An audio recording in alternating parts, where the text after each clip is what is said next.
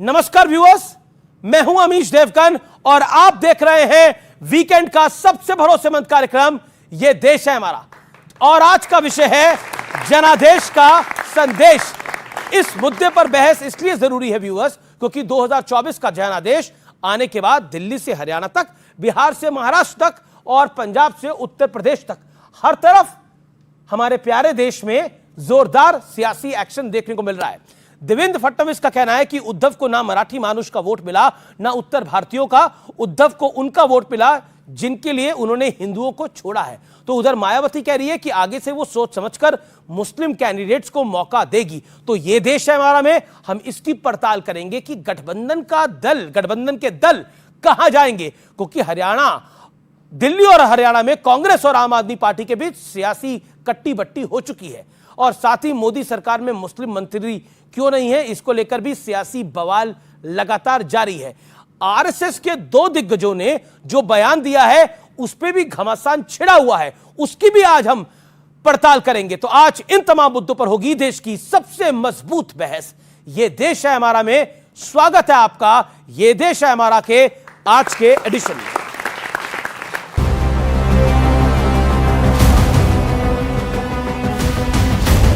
दो 2024 के जनादेश से लगातार नए संदेश का सिलसिला जारी है।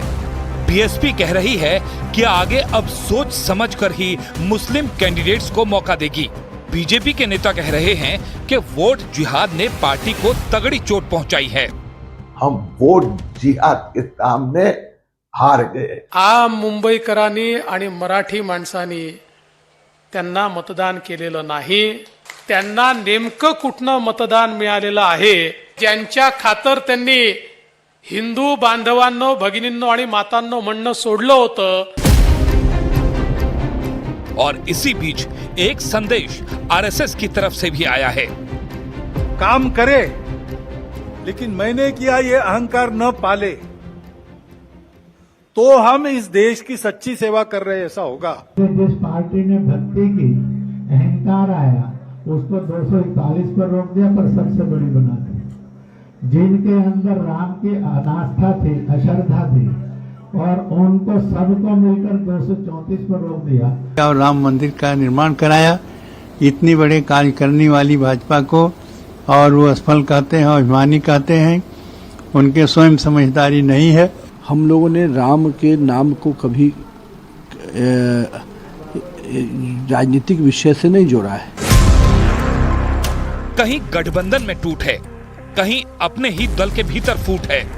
केजरीवाल की पार्टी कह रही है कि दिल्ली में हम कांग्रेस से दूर हैं, तो कांग्रेस कह रही है कि हरियाणा में हमें आपकी कोई जरूरत नहीं। आम आदमी के साथ गठबंधन राष्ट्रीय स्तर पे है, प्रदेश के स्तर पे नहीं। तो आज जनादेश के बाद लगातार सामने आ रहे नए संदेश पर जनता के बीच होगी सबसे बड़ी बहस।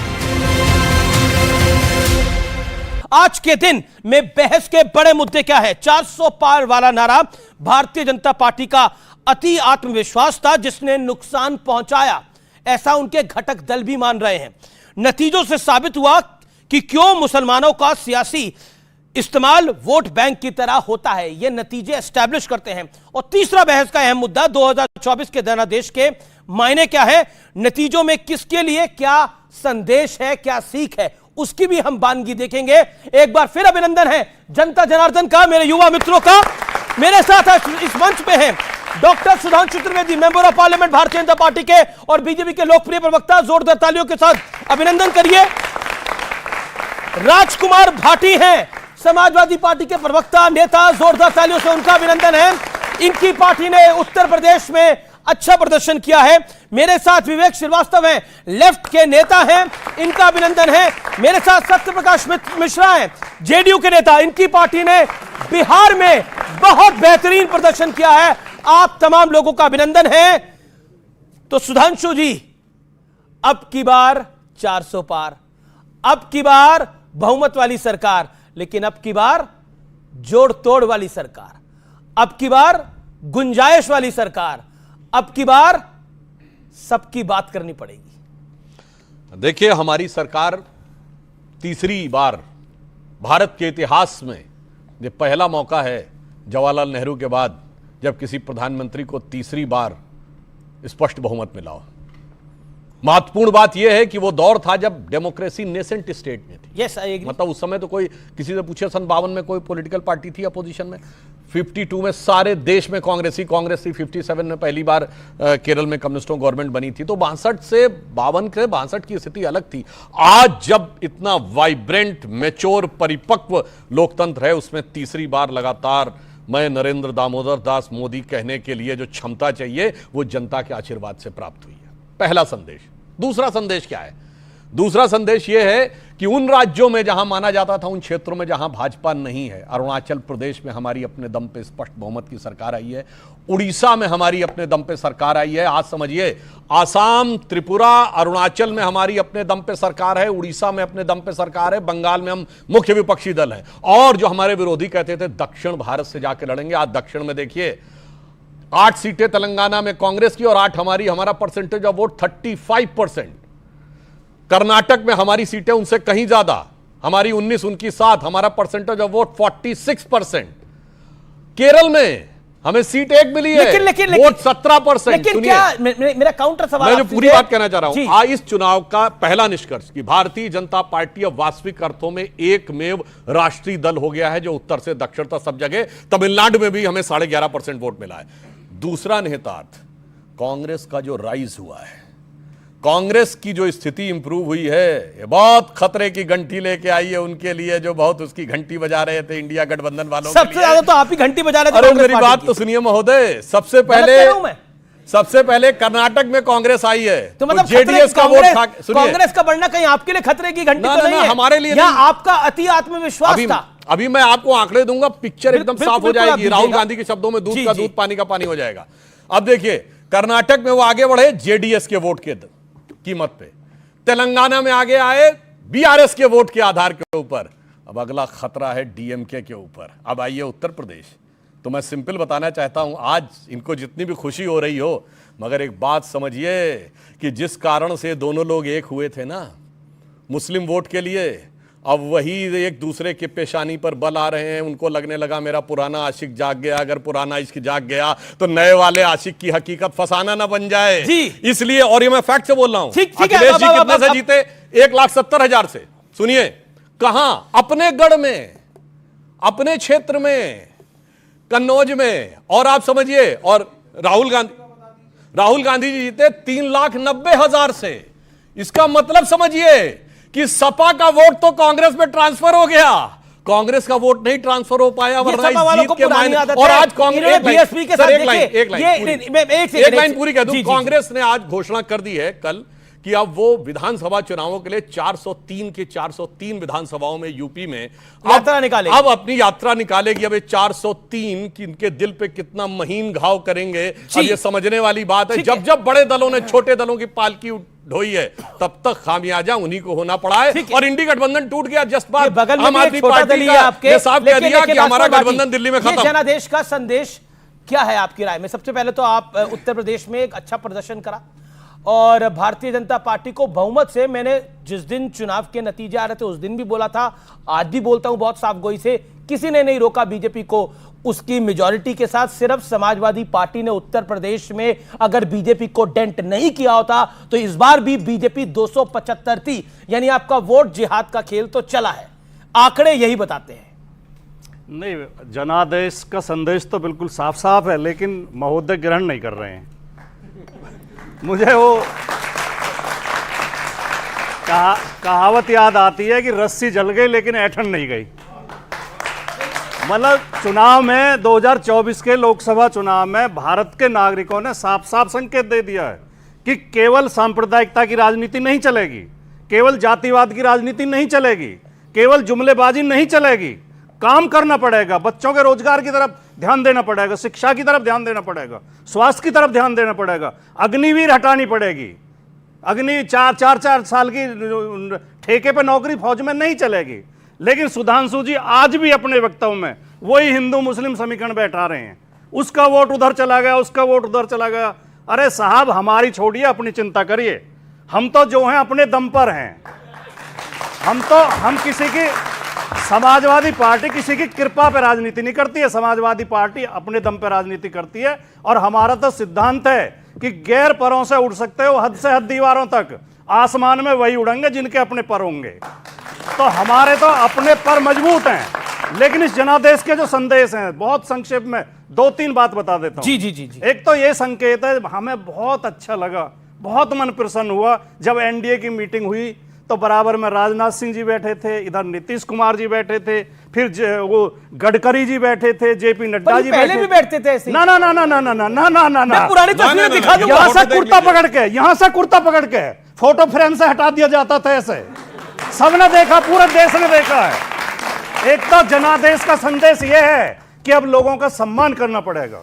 ठीक है, आपने बोला मैं एनडीए से बानगी करवा लेता हूं, हमारे साथ जेडीयू नहीं, इस पे फैक्ट चेक होना जरूरी है। आप बताइए, क्या एनडीए की बैठक में पहले बगल में नीतीश कुमार नहीं बैठते थे, राजनाथ सिंह, जेपी नड्डा, अमित शाह नहीं बैठते थे?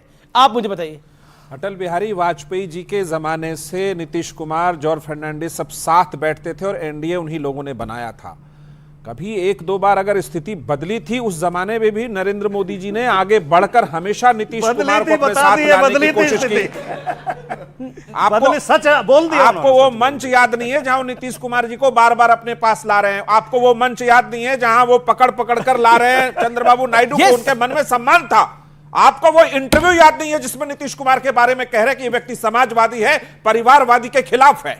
ठीक है, आपको 37 सीट मिला है, मैं उस चीज पर आऊंगा। जनादेश के संदेश को मैं बताऊंगा। आप जो कह रहे थे 1% वोट घटा है इधर उधर भारतीय जनता पार्टी का भी, और हमारे बिहार में तो जनादेश बहुत स्पष्ट आया। मैं वही समझने का प्रयास कर रहा हूं। अमीश देवगन जी, वोटों का गणित कभी कभी स्पष्ट जनादेश को यह नहीं बता जाता कि उस नेता के प्रति अविश्वास पैदा हुआ है, उसकी नीतियों के प्रति ऐसा हुआ है। कुछ वोट अलग अलग गुना भाग के कारण उत्तर प्रदेश में पड़े हैं। उस लोकल राजनीति को भारतीय जनता पार्टी को समझने की जरूरत है। बिहार में भी ऐसी एक घटना हुई है। विवेक जी, आपके लिए संदेश क्या है? एनी राजा हार गई वायनाड से? मेरा एनालिसिस यह है कि पहली चीज, मैं सुधांशु जी को बधाई देता हूं कि आपने सरकार बनाई, आपकी सरकार आई है, ऑनरेबल प्राइम मिनिस्टर हैं, सरकार बनी है इस देश में। लेकिन बधाई सबसे ज्यादा इस देश की जनता को है जिसने बैलेंस्ड फ्रैक्चर्ड मैंडेट दिया, वही नहीं वो सांप्रदायिकता के नाम पे।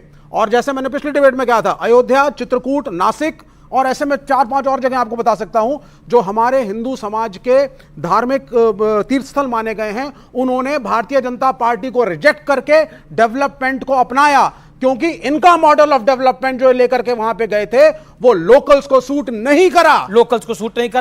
दूसरी बात आपने बोला, आपने बड़ा इंपॉर्टेंट पॉइंट बोला। आपने बोला जो धार्मिक एजेंडा था वो सूट नहीं करा। मैं एक आंकड़ा, एक लोकसभा है धुले लोकसभा, और उसमें 6 विधानसभा है। धुले ग्रामीण, सिंदखेड़ा, मालेगांव आउटर, बलगान, धुले शहर और मालेगांव सेंट्रल। 5 विधानसभाओं में भारतीय जनता पार्टी लगभग अपनी सीट को जीत रही थी। लेकिन जैसे ही मालेगांव सेंट्रल आया, जो मुस्लिम बहुल इलाका है, कांग्रेस को वोट पड़े लगभग 2 लाख और बीजेपी को वोट पड़े 4,500। कांग्रेस अंत में चुनाव जीती 3831 वोटों से। मैं जानना चाह रहा हूं, ये जो 5 विधानसभा के लोग वोट कर रहे थे, ये किस आधार पर वोट कर रहे थे? ये विकास के आधार पर वोट नहीं कर रहे थे। और जो मुस्लिम बहुल मालेगांव सेंट्रल था, वहां 2 लाख वोट जो पड़े हैं वो धर्म के आधार पर पड़े हैं या विकास के आधार पर पड़े हैं? बताइए। पूरी जगह भारतीय जनता पार्टी जीतती आ रही है, लेकिन एक ही जगह हारी, और इतनी बुरी तरह से हारी कि सारी ऊपर की 5 विधानसभाओं की लीड छिन्न भिन्न हो जाती है। ये धुले लोकसभा क्षेत्र का इलेक्शन कमीशन की वेबसाइट पे डेटा अवेलेबल है, कोई भी इसको चेक कर सकता है। और एक नहीं, मैं आपको ऐसी 5 कॉन्स्टिट्यूंसीज और बता सकता हूं जहां यही हाल हुआ है। मैं आपको दिल्ली में बाबरपुर का इलाका बता सकता हूं जहां बीजेपी को वोट कितने पड़े हैं और अनाज को वोट कितने पड़े हैं। तो मुझे एक बात बताइए कि जो मुस्लिम बहुल इलाका है, वहां धर्म के आधार पर वोटिंग हुई या विकास के आधार पर? और हिंदू बाहुल्य क्षेत्रों में हिंदुत्व का कार्ड लेकर के घूमते हैं, भगवादारी संतों को घुमाते हैं, राम नाम के नाम पे आपने तो प्राण प्रतिष्ठा ही पहले कर ली, प्रीपोन, शंकराचार्य को उठा करके नदी में फेंक दिया। नहीं बोले? अरे बिल्कुल सही बोलूंगा मैं, बिल्कुल बोलूंगा मैं कोट कर देता हूं। नदी में फेंक दिया वर्ड क्या है? नदी में फेंक दिया वर्ड, इसको विड्रॉ करिए। नदी में फेंक दिया वर्ड, विड्रॉ करिए। नदी में विड्रॉ करिए, बता रहे विड्रॉ करिए। नहीं, नदी में फेंक दिया word, I will not withdraw and I will clarify it. कब फेंका नदी में? सुन लीजिए, शंकराचार्य को मैं आपको बताता हूं, जयेंद्र सरस्वती को जेल में डालने का काम किया था, उन्हें जेल में फेंका था आप लोगों ने। यह सिंबोलिज्म में मैंने बोला था, नदी में फेंका, फिजिकली नहीं होता। जब पुरी के शंकराचार्य कहते हैं कि मैं क्या करूंगा अयोध्या में जाकर के, जब नरेंद्र मोदी प्राण प्रतिष्ठा करेंगे तो शंकराचार्य क्या ताली बजाएगा? ये नदी में फेंकना होता है। जब उन्होंने कहा अब आपने अपनी बात को रखा, अब आपने अपनी बात सुधांशु त्रिवेदी, तो ये नदी में फेंकना होता है। इत्मीनान से ज्यादा ओके, आपने बोला कि ये नदी में फेंकना है, ये नदी में फेंकना है, और यहाँ तक जी और ये मंदिर रामदासियों का है, ठीक इसका शंकराचार्य से क्या लेना देना? ओके नदी में फेंकना मैं जवाब, ओके सुधांशु त्रिवेदी, आज तक किसी मंदिर की प्राण प्रतिष्ठा में शंकराचार्य आते हैं क्या? शंकराचार्य का स्टेटस सबसे ऊंचा माना गया है। वो मंदिर की प्राण प्रतिष्ठा में चुनौती से कहता हूं, कोई एक मंदिर बताइए इसकी प्राण प्रतिष्ठा में आज तक शंकराचार्य गए हो। और लेफ्ट के लोग जो कहते हैं धर्म एक अफीम है, वो लोग आके आज धार्मिक प्रवचन देना शुरू करते हैं। यह है बदले वक्त का निजाम। और मैं बताना चाहता हूं, जो इन्होंने कहा रस्सी जल गई बल नहीं गया, ये 232 सीटें जो इंडी गठबंधन की काउंट की जा रही है, 75 तो एक दूसरे से लड़के आए हैं। 20 केरल की, 42 बंगाल की और 13 पंजाब की। 75 पे एक दूसरे से लड़के 60 सीटें जीत के आए हैं। छोड़िए हमारे बारे में कह रहे तब ऐसा होता था, इनका तो अब ऐसा हो रहा है। एक दूसरे के खिलाफ लड़के आए और ज्ञान दे रहे हैं। और सुनिए, इंडी पूरी बात कर लूं सर, पूरी बात कर लूं। इंडी गठबंधन में रहते हुए मध्य प्रदेश के चुनाव में अखिलेश जी का वो वीडियो याद करिए, उन्होंने कहा कांग्रेस बहुत चालू पार्टी है, और कांग्रेस वालों ने कहा बहुत चिरकुट पार्टी है। ये तो हमारे गठबंधन से अलग नहीं, रहते हुए एक दूसरे को बोला था। एक लाइन पूरी बात। मगर एक मजेदार बात, यहां बच्चे बैठे तो मुझे याद आता है। देखिए 99 सीटें प्राप्त करके इनके चेहरे की चमक देखिए, आवाज की खनक देखिए, लहजे में धमक देखिए, और 240 पाके हमारे चेहरे पे वो खुशी नहीं है। जानते क्यों?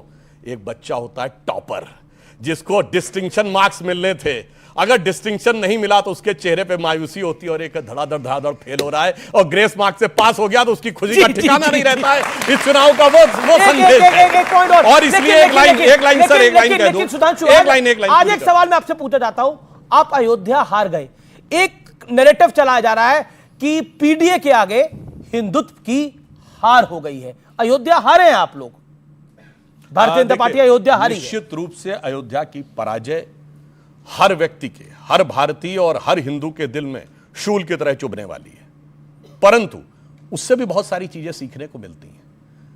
जिस आधार पर कहा जा रहा, मैं विनम्रता से पूछना चाहता हूं, जिन लोगों ने कहा इरेडिकेशन ऑफ सनातन धर्म, हिंदू धर्म का समूल नाश, वो भी जीत गए। आप कल्पना कर सकते हैं मक्का में कोई जाके कहे कि इस्लाम का नाश होना चाहिए और वो पार्टी चुनाव जीत जाए, वेटिकन में कोई कहे क्रिश्चियनिटी का नाश होना चाहिए, वो चुनाव जीत जाए।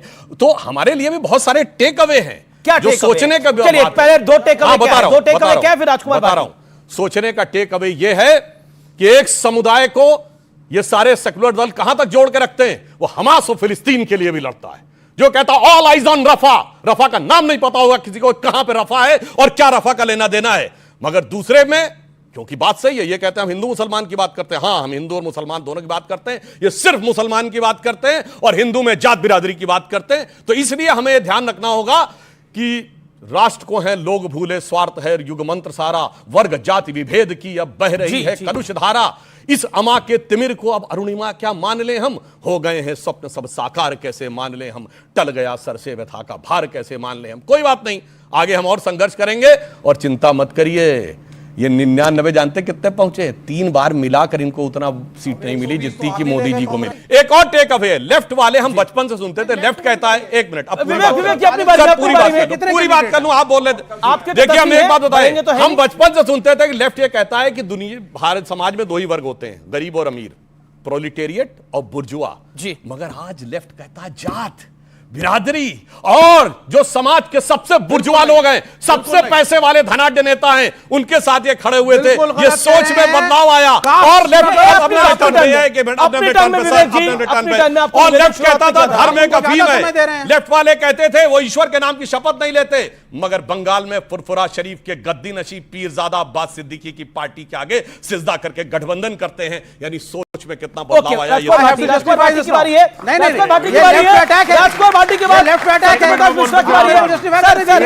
सर सीटों के अनुपात में तो बात कर ले कम से कम। राजकुमार भाटी जी, एक देखिए, ये बात तो सच है कि पीडीए का फॉर्मूला आपका चल गया, और पीडीए में जो आपने खेल करा उसके सामने हिंदुत्व हार गया। सुधांशु त्रिवेदी जी ने बहुत ही आपत्तिजनक वाक्य बोला है। कैसे? बहुत ही अत्यंत आपत्तिजनक। मैं उसकी घोर निंदा करता हूं जी। इन्होंने कहा कि अयोध्या में बीजेपी की हार हिंदू धर्म के लिए शर्मनाक है। तो मतलब हिंदू धर्म का महत्व इस बात से आंका जाएगा कि बीजेपी जीतती है या हारती है। हिंदू धर्म इतना छोटा हो गया। मैंने हिंदू धर्म को जिन्होंने कहा आपने पहुंचा दिया। एरेडिकेशन ऑफ सनातन धर्म वो जीते। हिंदू धर्म किया है हमारे एक शब्द नहीं बोला, कोई बात। हिंदू धर्म हमारे आचार व्यवहार से, हिंदू धर्म हमारे आचार व्यवहार से, हमारे चरित्र से, हमारे कर्म से, हमारी भक्ति से नहीं आंका जाएगा, बीजेपी की वोटों से आंका जाएगा।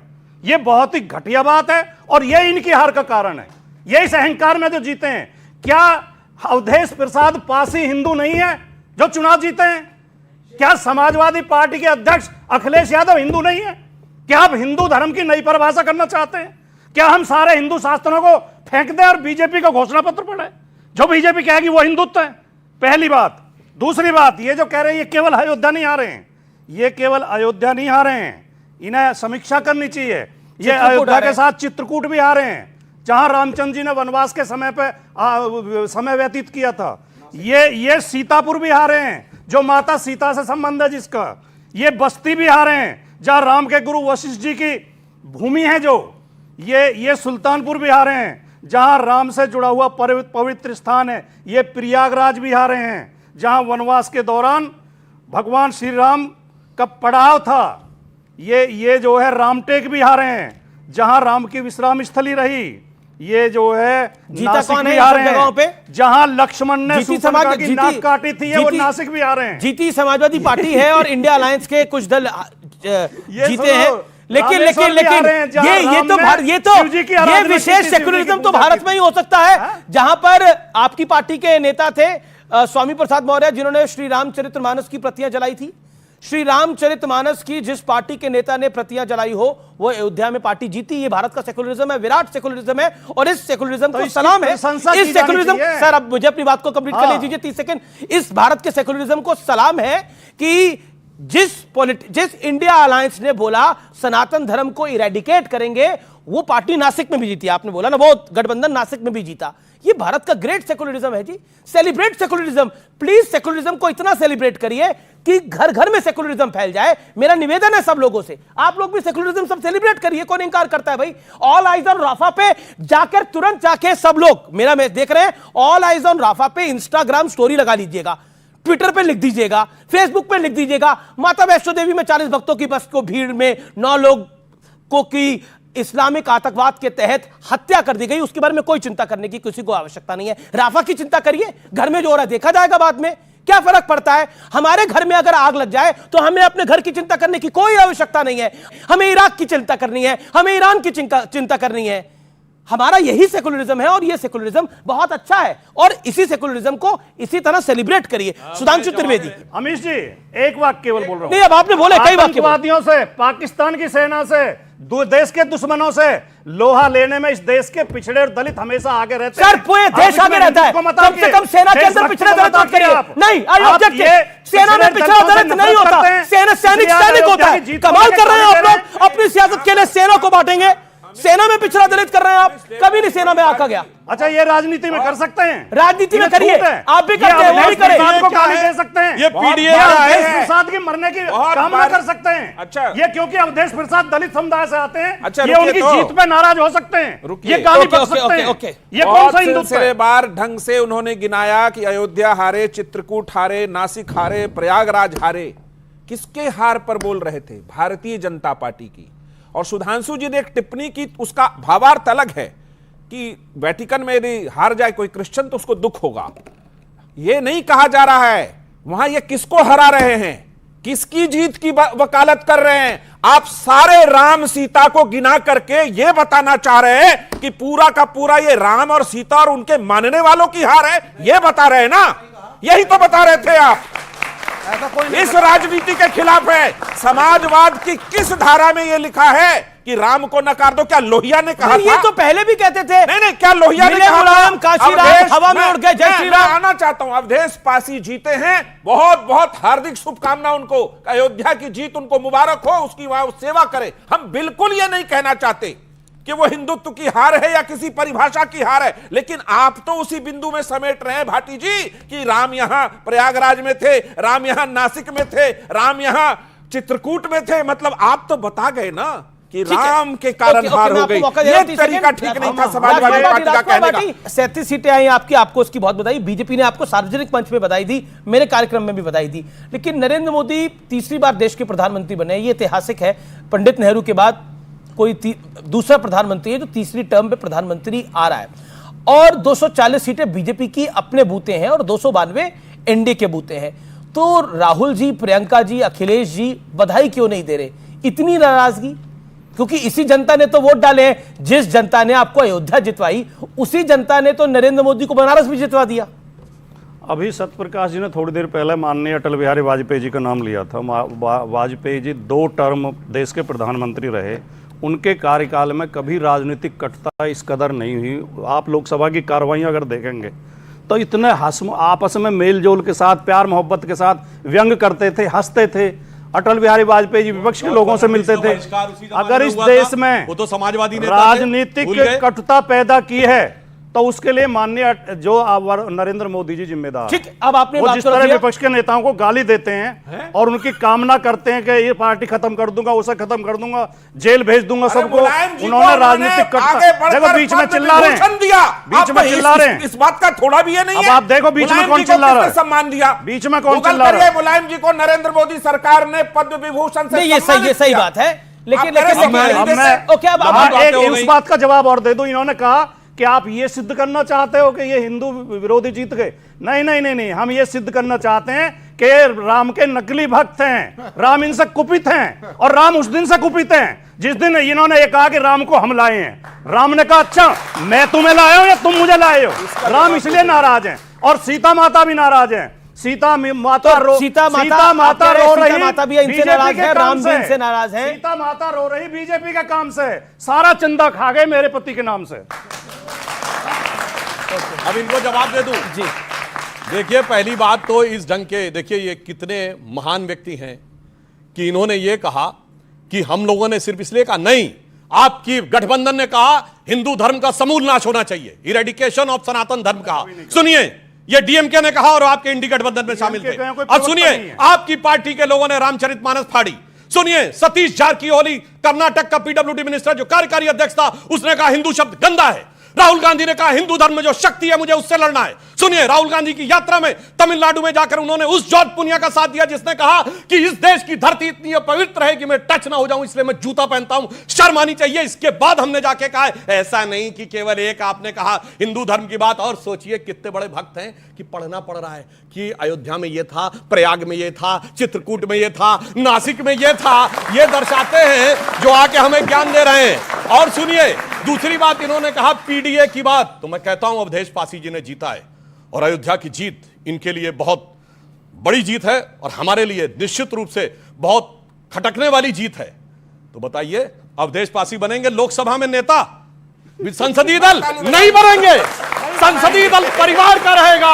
अखिलेश यादव, सुनिए, अखिलेश यादव वहां से छोड़ के आए हैं क्योंकि जब छोटी वाली नेता विपक्ष की पद थी विधानसभा में, अब बड़ी वाली मिल गई तो परिवार के पास ही बड़ा वाला रहना चाहिए। मैं दावे से कहता हूं किसी दलित को नहीं देंगे और सिर्फ अपने को देंगे। और दूसरी बात मैं कहना चाह रहा हूं, इन्होंने कहा ये चुनाव, तो इस बार का चुनाव वाकई बहुत अलग प्रकार का था। आपने कभी ऐसा चुनाव नहीं सुना होगा। कोई चुनाव बता दीजिएगा जिसमें विदेश में बैठे हुए किसी धन कुबेर ने कहा हो, जॉर्ज सोरेस ने, कि मैंने $1 बिलियन रखा है मोदी की सरकार हटाने के लिए। मैं चुनौती से कहता हूं, इससे पहले आपने कोई चुनाव नहीं सुना होगा कि कांग्रेस का कोई नेता विदेश के अखबार में आर्टिकल लिखे। डेली स्टार बांग्लादेश का अखबार शशि थरूर आर्टिकल लिखते, मोदी हैज टू गो। कोई ऐसा उदाहरण बताइएगा, कोई ऐसा उदाहरण बताइएगा जब पाकिस्तान के मंत्री स्तर के व्यक्ति ने एक नहीं, 2-2, 3-3 बयान दिए हों। और उसका बयान फवाद चौधरी का क्या था?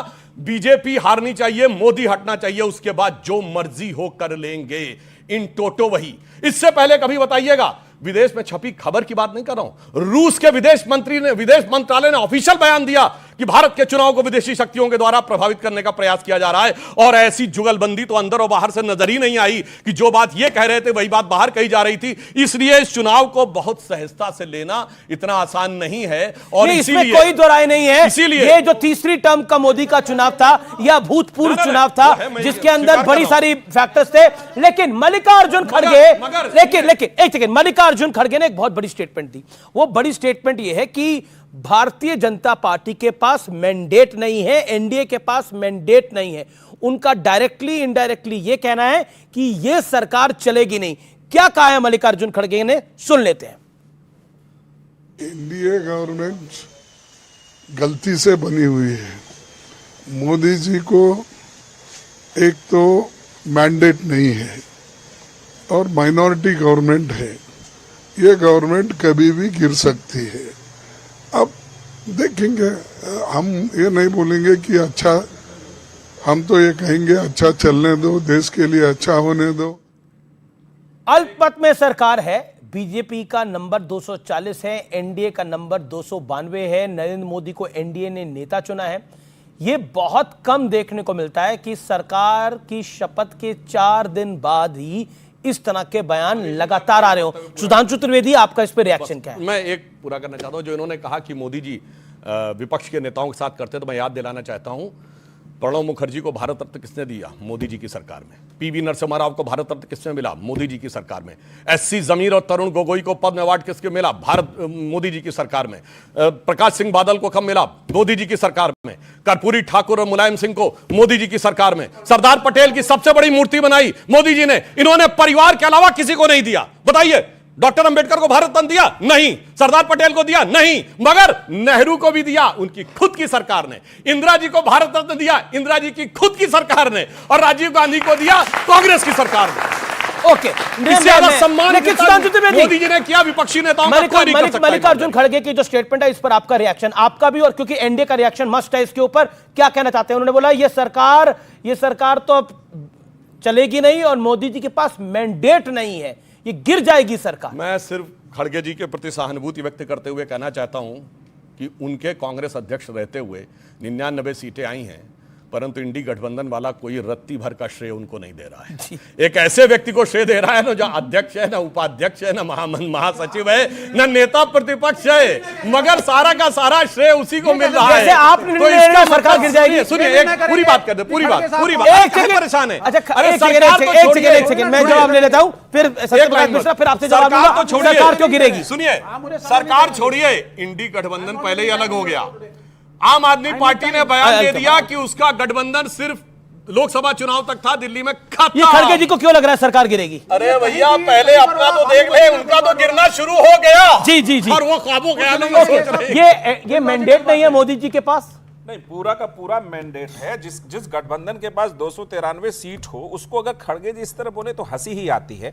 देखिए, एनडीए की जो घटक दल हैं वो मजबूती के साथ नरेंद्र मोदी जी को नेता चुना, उनके साथ खड़े हैं। सरकार 5 साल चलेगी, सरकार में शामिल है, सरकार 5 साल चलेगी। कॉन्फिडेंट है आप? आगे भी एनडीए लॉक कर दिया जाए? बिल्कुल लॉक किया जाए। ठीक है। मैंडेट कैसे नहीं है? Single largest party BJP, Modi उसके नेता, एनडीए के नेता मोदी, एनडीए के पास मेजोरिटी, तो मैंडेट कैसे नहीं है? बिल्कुल। और कांग्रेस की लास्ट 240 सीटें कब आई थी? ये भी पहली चीज इन्होंने कहा कि साहब अपोजिशन में से किसी ने बधाई नहीं दी। मल्लिकार्जुन खड़गे जी ने अभी आपके चैनल पे अभी बोला, हम चाहेंगे सरकार चले और अच्छी तरह चले। दिस इज गुड विशेष। ये बधाई है, दिस इज गुड विशेष। ये बधाई है, आपको लगता है? सुनिए, ये क्या था? कोई कहना चाहता है अभी खड़गे साहब को? बधाई पे तो दुहाई है। बिल्कुल। कोई कहना चाहता है जो खड़गे साहब ने बोला उस पर कोई कुछ कहना चाहता है? सुधांशु जी नमस्कार। सबसे पहले आपने अपने वक्तव्य के स्टार्टिंग में आपने बोला कि अब जो आपकी सरकार बनी है वो ऐसे टाइम में बनी जब डेमोक्रेसी मजबूत है। तो डेमोक्रेसी अब क्या तब मजबूत होगी जब इलेक्टोरल बॉन्ड्स जैसे स्कैम सरकार सपोर्ट करेगी, या आपकी ही सरकार में जब ज़्यादा वायलेंस हो रहा है? इस बच्चे से कहना चाहूँगा, भाई आपने कहा इलेक्टोरल बॉन्ड्स गड़बड़ थे, तो हमारी 17 राज्यों में सरकार और 2 बार केंद्र में सरकार, हमें इलेक्टोरल बॉन्ड मिले 6000 करोड़ के। ये कांग्रेस को 2000 करोड़ किसके लिए मिले? नहीं, 1 मिनट, 2000 वो कहते भी रहेंगे। एक मिनट वो लाया कौन था वो योजना? सुन मेरी बात सुनिए। नहीं, ये कितने मिले? आप अब बीच में नहीं बोल रहा था, मैं बीच में नहीं बोल रहा था, मैं बीच में नहीं। जब एक तरफ गलत कह रहे हो भ्रष्टाचार है तो मैं लेता भी चला जा रहा हूं। गजब है भाई। और सुनिए, तृणमूल कांग्रेस की एक राज्य में सरकार 1600 करोड़ रुपए। ये सवाल ही नहीं है, आप गलत जवाब दे रहे हैं। बिल्कुल। अच्छा अच्छा सुनिए, हम प्रेशर डाल के ले रहे थे और इनको 2000 करोड़ न्यौछावर होकर मिल रहा था। जो तृणमूल कांग्रेस को 1600 करोड़ न्यौछावर होकर मिल रहा था, डीएमके को 850 करोड़ न्यौछावर होकर मिल रहा था। गजब टक्कर देते हैं ये लोग। अब मैं इनको बताना चाहता हूं, जो उसने कहा वायलेंस, बेटा आपको पता है जब नेहरू जी प्रधानमंत्री बने तो क्या वायलेंस हुई थी? 15 से 20 लाख लोग मारे गए थे और 1.5 से 2.25 करोड़ लोग बेघर बार होकर इधर से उधर आए थे। और ये सुनिए, which is the biggest exodus in the documented history of Mankind. आप क्यों रेगुलर बोल रहे हैं विवेक जी? विवेक जी आप भी सोर्स बताइएगा इसके बाद हर चीज का, ठीक है ना? तैयार रहिएगा उसके लिए। बिल्कुल ना आप बैकग्राउंड म्यूजिक नहीं चाहिए, बोलिए आप। सोर्स बताता हूं, सुनिए। 41 की संसद में पाकिस्तान में हिंदुओं की आबादी थी 24% और 51 की संसद में 1.6। वो कहां चले गए? जमीन खा गया, आसमान निकल गई। तभी मैं कह रहा हूं 1.5 करोड़ यहां आए और इसके ऑफिशियल डाटा में चीखे मत, लगातार बोल रहे हैं। अब लगातार कितने लोग यहां से वहां से यहां आए, ऑफिशियल डाटा अवेलेबल है। और सबसे भयानक हिंसा अगर हुई है तो Where is Nehru in this? Nehru was Prime Minister of India at the time. Nehru was not responsible for it. Oh, मतलब प्राइम मिनिस्टर थे but not responsible. RSS Then who was responsible? RSS, how come RSS was responsible? देखिए, ये कहते हैं आरक्षण की बात, मंडल अगर नहीं लागू किया तो पश्चिम बंगाल ने जहां 30 साल कम्युनिस्टों की सरकार रही, पूछे लागू किया? ओके, ओबीसी रिजर्वेशन दिया? नहीं दिया। और मैं कहना चाहता हूं 2014 में जब कांग्रेस की सरकार हटी, पूछिए यूपीए की सरकार में कितने ओबीसी मिनिस्टर थे? पूछना चाहता हूं चुनौती के साथ, केवल एक, वीरप्पा मोइली। और आज भाषण देते यूपीए में जो एनएससी बनी थी, नेशनल एडवाइजरी काउंसिल, उसमें कितने एससी कितने ओबीसी थे? आज आके भाषण देते। और सुनिए, इन्होंने कहा कास्ट सेंसस कराएंगे। तो भाई ये तो कहते थे राहुल जी कि देखो भैया मैंने कह दिया कि बिहार में कराना पड़ेगा तो इसलिए आरजेडी को कराना पड़ा। अब कराओ, हिमाचल में क्यों नहीं करा रहे हो? पंजाब में क्यों नहीं करा रहे हो? तेलंगाना में क्यों नहीं करा रहे हो? और कर्नाटक में किया हुआ रखा क्यों नहीं जारी कर रहे हो? ये तो पॉइंट है। सब झूठ के ऊपर इन्होंने राजनीति की है। अन्यथा इन्हें वो देना चाहिए, इंटरेस्टिंग करके दिखाना चाहिए। चलिए, आप कह रहे हैं इलेक्टोरल बॉन्ड पर भारतीय जनता पार्टी दबाव डाल के पैसा ले रही थी, लेकिन ममता बनर्जी को भी खूब पैसे मिले हैं, कांग्रेस को भी काफी पैसे मिले हैं इलेक्टोरल बॉन्ड के अंदर। तो 700-800 करोड़। और सुनो, इंटरेस्टिंग बात है, इनके पास तो आप कहते हैं ईडी है, सीबीआई है, सब है दबाव डालने के लिए, आपके पास तो कुछ भी नहीं है आपके अनुसार। तो आप किस दबाव से पैसे ले रहे थे? हम पे तो न्यौछावर हो रहा था। अच्छा, न्यौछावर हो रहा था। सुधांशु जी की बात को मान रहे हैं। पिछले 15 मिनट से लगातार सुधांशु त्रिवेदी जी बोल रहे हैं, मेरे 2 मिनट तो बनते। हाँ बिल्कुल, बोलिए आप, 1.5 मिनट बोलिए। ये गलत, बिल्कुल गलत तथ्य रख के गलत डायलॉग बोल के लोगों को गुमराह कर रहे हैं। पहली बात तो कांग्रेस ने अपने घोषणा पत्र में कहा था कि हमारी सरकार बन जाएगी तो 8,500 महीना देंगे। सरकार बनी नहीं, आपकी बनी है। आपके प्रधानमंत्री ने 14 में कहा था मैं प्रधानमंत्री बनूंगा, काला धन लेके आऊंगा, 15-15 लाख सबके खाते में आएंगे, आज तक नहीं आए। आप कांग्रेस के उस पर सवाल उठा रहे हैं, पहली बात। दूसरी बात, जो आप कह रहे हैं तथ्यात्मक तोड़ मरोड़ कर रहे हैं, जातिगत जनगणना, आरक्षण। सत्यप्रकाश मिश्रा जी ने ऑब्जेक्शन किया जब इन्होंने आरक्षण पर सवाल उठाया। आपके मुख्यमंत्री ने बिहार में जाति जनगणना कराई, सत्यप्रकाश जी, आरक्षण का दायरा बढ़ाया, ओबीसी का कोटा बढ़ाया, ये पूरे देश में बढ़ाएंगे, पूरे देश में कराएंगे जाति जनगणना, ओबीसी का कोटा बढ़ाएंगे। अगर नहीं बढ़ाएंगे, जहां करिए, हिमाचल में क्यों नहीं हो रही, पंजाब में क्यों नहीं, तेलंगाना में क्यों नहीं, ये है कहां बोलेंगे। देखिए, और सुनिए, सरकार में दूसरी बात, खाली एक ये मतभेद नहीं है, जाति जनगणना और ओबीसी कोटा। नीतीश कुमार जी जो बिहार के मुख्यमंत्री हैं वो सीए के विरोधी हैं, अग्निवीर योजना के विरोधी हैं, यूसीसी के विरोधी हैं। तीनों योजनाओं को वापस लेने की बात चुनाव में करते रहे। जी। और जो चंद्रबाबू जो एक बात और पूरा होने दें, चंद्रबाबू नायडू जो इनके सहयोगी हैं, सबसे प्रमुख सहयोगी हैं, आरएसएस ने जो इंद्रेश कुमार ने बोला है उससे अपने आप को डिस्टेंस कर लिया है। उनका कहना है कि उनके विचार में यह सही नहीं है। मैं आपसे सुधांशु जी अब एक बड़ा सवाल पूछता हूं। जो आरएसएस के नेता इंद्रेश कुमार ने बोला और उन्होंने एक बड़ी बात बोली, हालांकि आरएसएस ने उसने अपने आप को डिस्टेंस कर लिया है। उनका कहना था कि बीजेपी का अति आत्मविश्वास जो था वो बीजेपी को हरा दिया। अहंकार की भी बात कही उन्होंने, इस पर आपके विचार क्या? जब संघ ने स्पष्ट कर दिया है कि जो कुछ इंद्रेश जी ने कहा है वो संघ का विचार नहीं है, तो फिर अपने को बोलने का कोई तर्क ही नहीं बनता है। लेकिन क्या एक बार बार आ रहा है, अब इसको अन्यथा ना लिया जाए। सवाल बड़ा डायरेक्ट है, क्या इस बार एक नैरेटिव बनाने की कोशिश है कि आरएसएस बीजेपी के लिए नहीं काम कर रही थी? नहीं, ये हमेशा होता रहता है। जब ये अटल जी की सरकार थी उस समय भी यही प्रयास किया जाता था। ये दर्शाता है कि बीजेपी से लड़ने की अब सीधी ताकत ख्वाबों ख्यालों में भी नहीं है, तो कहीं कुछ अंदर से ही खोजने की कोशिश करो, शायद उसी में मुझे कुछ अपने ख्वाबों का सच दिखाई। लेकिन ये संगीत सॉन्ग और बालियान में तो अंदर की बात बाहर आ रही है। वो विषय जहां तक है, देखिए उन दोनों ने एक दूसरे के बारे में बोला है, तो मुझे लगता है वो पार्टी फोरम के अंदर बोलना चाहिए था। मगर यहां तो मैं दूसरी बात कह रहा हूं, यहां तो क्या क्या नहीं बोला गया है। यहां तो सीधे आम आदमी पार्टी ने कह दिया गठबंधन खत्म।